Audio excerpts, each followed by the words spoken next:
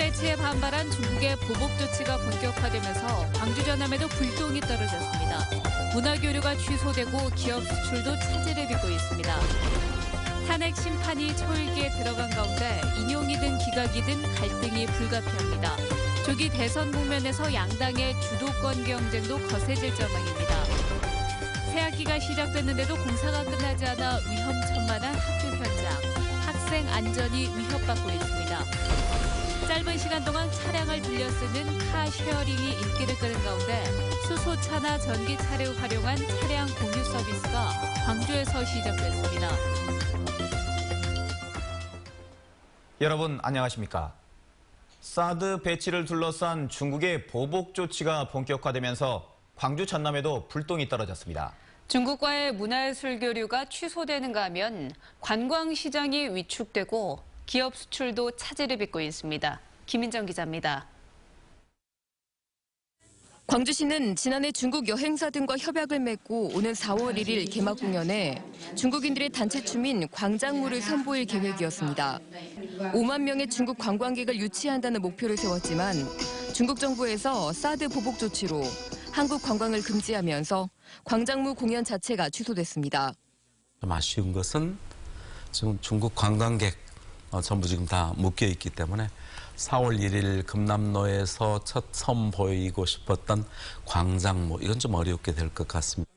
이에 앞서 지난해 10월 12년간 지속됐던 중국 광저우 가무극단의 광주 공연이 취소됐고 올해 하반기에 예정된 정율성 음악제나 한중 서해 교류전도 행사 축소나 중단이 우려됩니다. 지난해 15만 8천 명의 중국 관광객이 다녀간 전남도 비상입니다.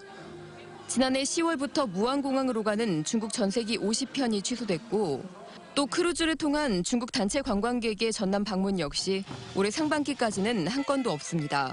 뭔가 어떤 불안함 속에서 진행을 하려고 하다 보니까 다소 약간은 우리 관광시장도 좀 위축이 되는 것도 사실입니다. 수출 전선에도 이상 기류가 감돌고 있습니다. 광주 CGI 센터에 입주한 게임기나 콘텐츠 제작 업체들 중 서너 곳은 중국 수출이나 중국과의 투자 협약이 무기한 보류된 상태입니다. 중국 위주로 또 저희도 많이 콘텐츠를 개발했었던 거고 그쪽으로 또 저희도 회사 방향도 정해졌었는데 지금 많이 막혀있는 상태이기 때문에 저희도 좀 많이 답답한 상태죠. 또 나주 사조화인 코리아도 지난해 말부터 삼계탕의 중국 수출길이 막히는 등 사드 배치 후폭풍이 전방위로 확산되고 있습니다. MBC 뉴스 김인정입니다. 탄핵 심판의 날, 이번 주 금요일인 오는 10일이 되지 않을까 예상되고 있습니다. 인용이든 기각이든 어떤 경우에도 갈등은 불가피해 보입니다. 윤근수 기자입니다. 한정된 수사기관과 주요 수사 대상의 비협조로 스스로 절반에 그쳤다고 평가한 박영수 특검의 최종 수사 결과 발표. 말마따나 세월호 7시간을 비롯해서 그동안 제기된 의혹들을 낱낱이 밝혀내지는 못했지만 그래도 대통령의 뇌물 혐의는 분명히 했습니다. 최순실은 대통령과 공모하여 이재용 등으로부터 뇌물을 수수한 사건입니다. 탄핵 심판에 영향을 미칠 수 있다는 일부의 비판을 의식해서 특검은 말을 아꼈지만 대통령 탄핵 인용을 예감하는 시민들이 적지 않았습니다.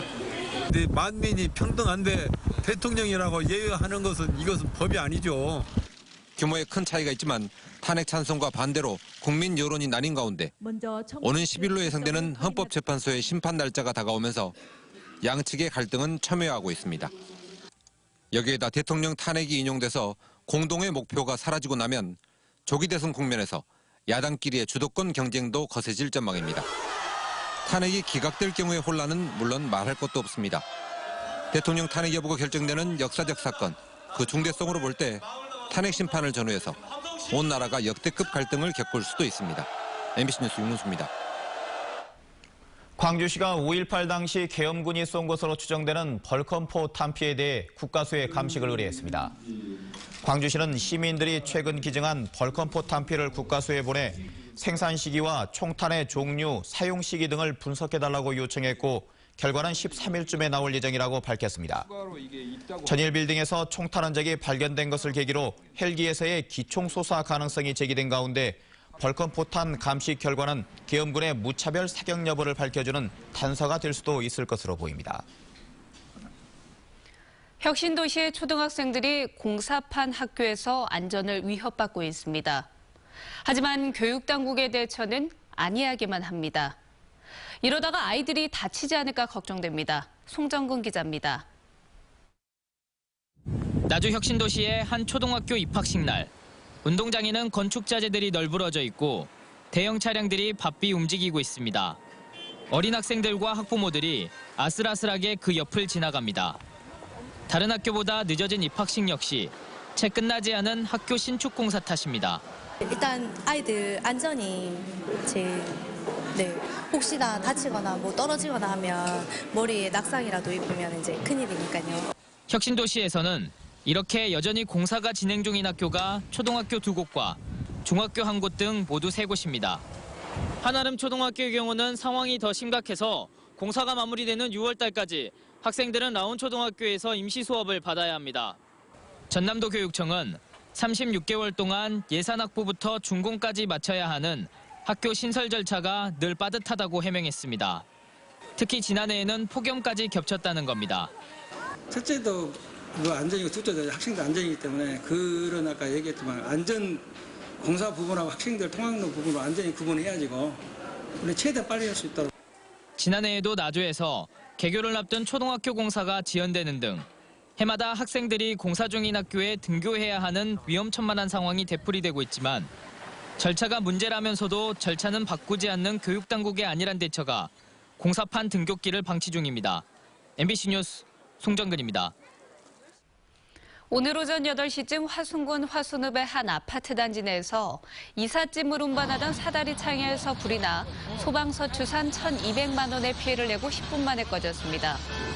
경찰과 소방당국은 차량 앞쪽에서 불길이 시작된 것으로 보고 정확한 화재 원인을 조사하고 있습니다.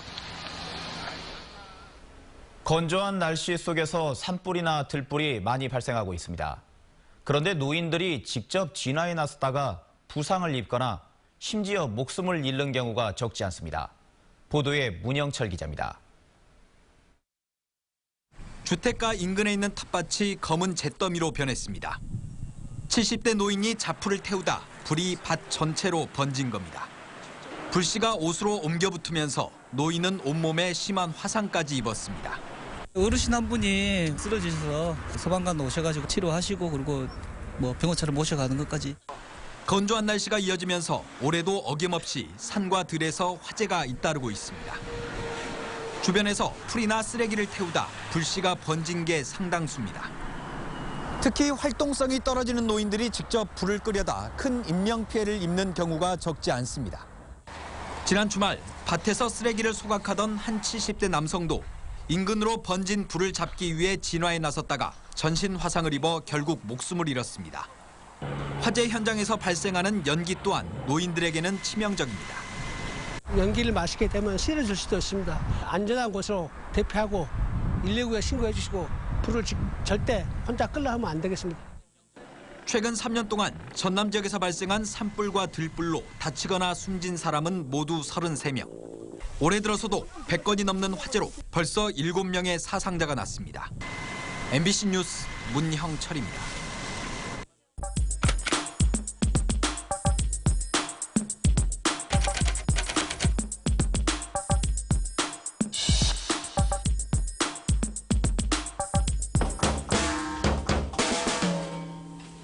어렸을 때 원하던 꿈을 이뤘다면 지금의 삶은 달라졌을까 생각해 본 적 있으십니까?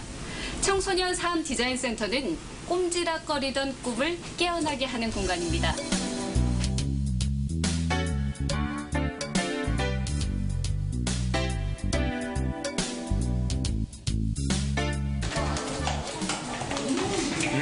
네. 막았으니까 재활용품을 이용해서 나팔 만들기를 하고 있거든요. 자연을 이용한 여러 가지 에너지, 대체 에너지들을 활용하는 것들을 아이들하고 같이 이야기하려고 하는데요.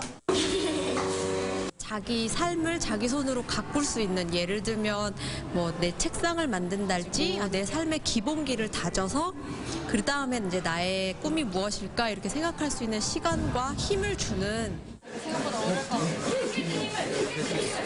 할 수 있어요. 목공 작업을 왜 하고 있는 거예요? 관심도 있고 좀 목공 쪽에 같이 하고 싶어가지고. 밖에 아르바이트 활동을 많이 하다 보면 체재 생계비도 못 받는 경우가 많잖아요. 그래서 체재 생계비를 맞춰서 지원해주고 또 와서 기술도 배우고.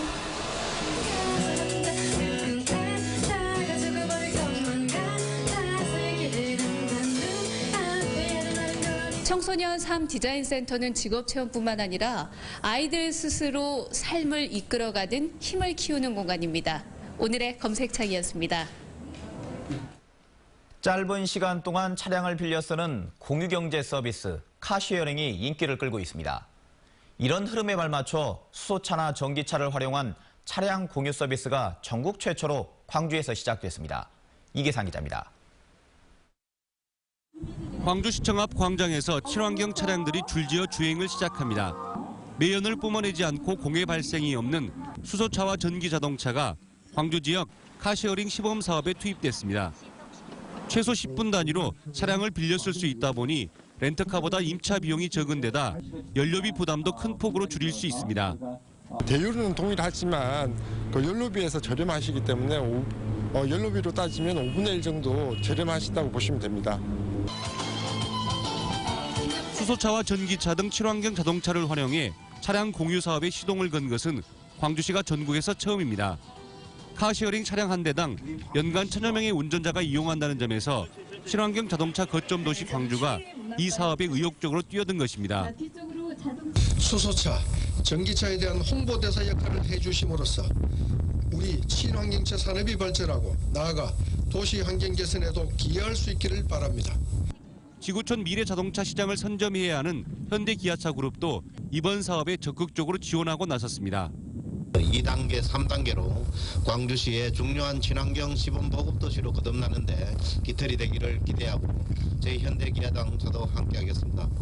수소차와 전기차 공유 서비스는 스마트폰으로 간편하게 예약 결제한 뒤 광주 송정역과 광천터미널, 조선대학교 등 광주 시내 주요 지점에서 이용할 수 있습니다. MBC 뉴스 이계상입니다. 이강세 광주 MBC 15대 대표이사 사장이 취임식을 가졌습니다. 광주 MBC 공개홀에서 열린 취임식에서 이강세 신임 사장은 지역방송으로서의 역할을 충실히 수행해 광주와 전남 발전을 이끌고 조직 내 소통과 화합으로 행복하고 비전 있는 일터를 만들겠다고 밝혔습니다. 이 신임 사장은 지난 1990년 광주 MBC에 입사해 취재부장과 보도국장, 경영국장을 거쳤습니다. 불법조 외국어선에 대한 해경의 총기 사용 지침이 강화된 이후 처음으로 단정 사격 훈련이 시작됐습니다. 서해 해양경비 안전본부는 오늘 신안군 불무기도 해상에서 대형 함정 3척으로 무허가 중국어선을 단속하는 상황을 가정해 검문 검색과 사격 훈련 등을 실시했습니다. 해경은 지난해 10월 중국어선의 공격으로 해경 고속 단정이 침몰한 이후 총기 사용 지침을 강화했으며 오늘 훈련에서는 K5 등 개인 화기 420여 발을 발사했습니다. 바른정당이 광주 전남 시도당을 창당한 데 이어 자유한국당도 조기 대선 가능성에 대비해 조직 정비에 나서고 있습니다. 자유한국당 광주시당에 따르면 임명진 비대위원장과 정우택 원내대표를 비롯한 지도부가 올해 광주에서 광주 전남 핵심 당원 연수회를 열 예정입니다. 자유한국당 광주시당은 당명 홍보와 윤리교육을 위한 연수라고 밝혔지만 조기 대선에 대비해 조직을 결집시키기 위한 목적도 겸한 것으로 보입니다. 전라남도는 올해 저출산 극복 종합대책을 마련해 지난해보다 140억 원이 늘어난 401억 원을 투입한다고 밝혔습니다. 주요 사업은 신혼 예비부부 건강검진, 일과 가정양립 실천 캠페인 등 10개 사업에 48억 원을 지원합니다.